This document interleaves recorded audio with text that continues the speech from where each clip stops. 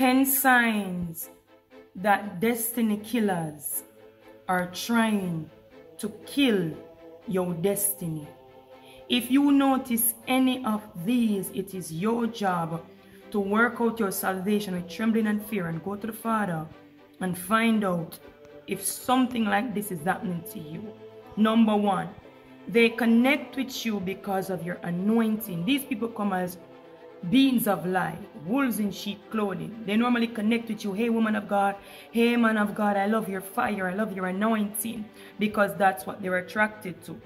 Then they come off very friendly and probably give you gifts. You know, they're going to try to win you. They're going to try to help you. Going to try to make it seem like they're the best thing that ever happened to you, for you to trust them, for you to not see the trap, the snare, and the setup. They really question your ability and your gift. Right? So the very first thing that attracted them to you in the first place, for example, you're a prophet, you prophesy, it was accurate. I love how you prophesy. I've been learning from you. Then all of a sudden, you notice that now that you're communicating with them personally, they start to question you. So do you think a woman should pray? Do you think a woman should preach? So do you think it's not written in the Bible? So do you think this is of God? And so they start to question you. If someone saw God in you in the first place, if someone was pulled towards you because of the fire of God in you, why then question me now that you got my number? They tried to always bring up negative stuff. Yeah, they don't like to see you peaceful. They're secretly jealous of your anointing, your fire. So they want to try to blind you. And I told you, one way believers go blind is for the enemy to take their eyes off what they're doing. You are so focused, you're doing so well, they gravitate to you. No, they want to come and put your mind over there. You see this post about this person? You see this, you said something one day 10 years ago. They want to keep negative stuff coming. Even though they trust you sincerely in the get-go and never question God, in your word and your prophecy, they start searching the scriptures, everything you say to them. So now you're familiar with them, right? And you get a vision, you get a prophecy, a word from God. You say, hey, I get a word. I don't think the dream is right. Are you sure? I might have to go to God. Going to God ain't a problem. But the fact is they no longer trust your word because they've gotten familiar. Because they weren't for you from the get-go. They were just trying to play a game of getting close. You know what I'm saying? They want you to doubt what you know, because if you continue to know what you know and trust in God, they're going to be exposed. So they're going to try to get you to doubt what you hear from God. Doubt, and how they do it is to make you feel like your dream interpretations are wrong. Your prophecies are wrong. You're not hearing from God. Right? Number 6.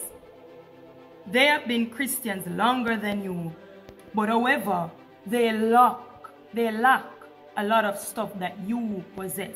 They don't hear from God anymore. They don't have the fire. God gave you a ministry, He didn't give them one. They didn't completely surrender. They're more logical than you are, more faithful. They have to calculate everything. Oh, let me see.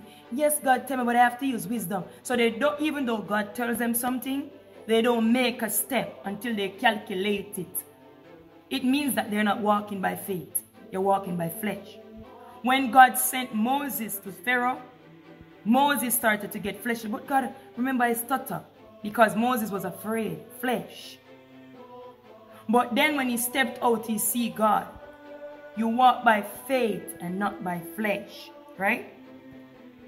Their words don't add up. Like, for example, one of them came one at a time and told me something. And when they told me something, they wanted to marry me. However, they are not my husband. I know why I say that. And they're saying, I don't believe you because I can't help but loving you. I'm going to go to God and I'm going to go to my friends. No, going to God is not a problem. Going to your friends is a route for destruction, because your friends probably lead you astray. Now, they apologized and told me that they understood that they were operating from the flesh. I forgave them. But then a few days or weeks down, I said maybe you could ask your friends or something. We was talking about something more like a business project. And the person said, I ain't got no friends. And I'm like, to myself though, you ain't got no friends. What friends did you say you're gonna ask? Their words don't add up. Pay attention. Right?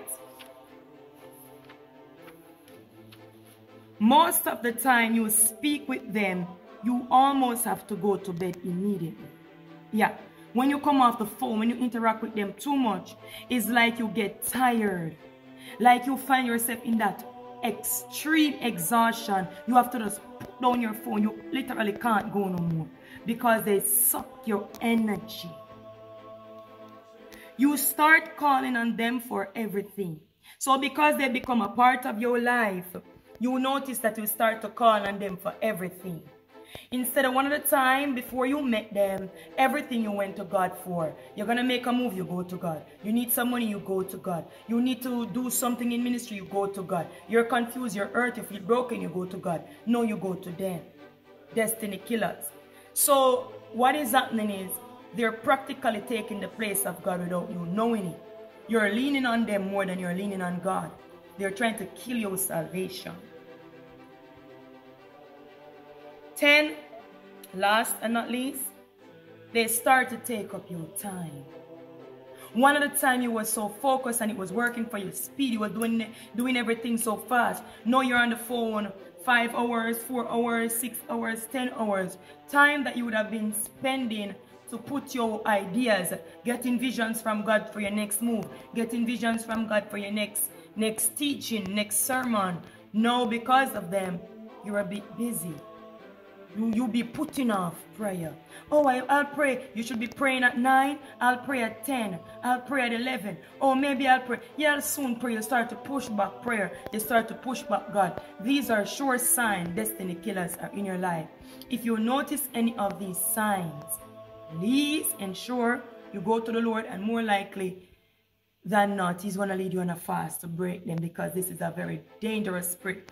I'm also going to tell you about destiny stealers. They're very similar. Destiny thieves, they're very similar, but I'm going to make a video after my live. So I'm going to post this. After my live, I'm going to make that one. Right? Destiny thieves and destiny killers are very similar, but destiny killers are more strategic and dangerous. Destiny thieves are very dangerous. But destiny killers come to kill your anointing, kill your faith, kill your fire, kill everything that God blessed you with. But they come like the best helper. In this case, you need divine help from God to know the difference between a destiny helper and a destiny killer, because they're very similar. Be blessed. Please share. Amen.